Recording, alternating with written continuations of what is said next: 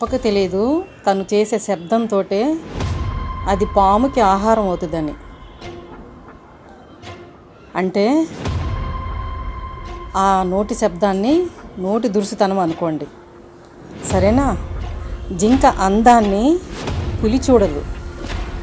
జింక అందాన్ని పులి ఆకలితో మాత్రమే చూస్తుంది. అంటే పులికి ఆకలితో వచ్చే అహంకారం. కుడితే చస్తుందని తేలుకు తెలుసు, కానీ కుట్టకుండా ఉండలేదు. అవునా కాదా? అంటే తొందరపాటు తేలుకి, తెలివి తక్కువ నోటి దురుసు తెలివికి. అవునా కాదా?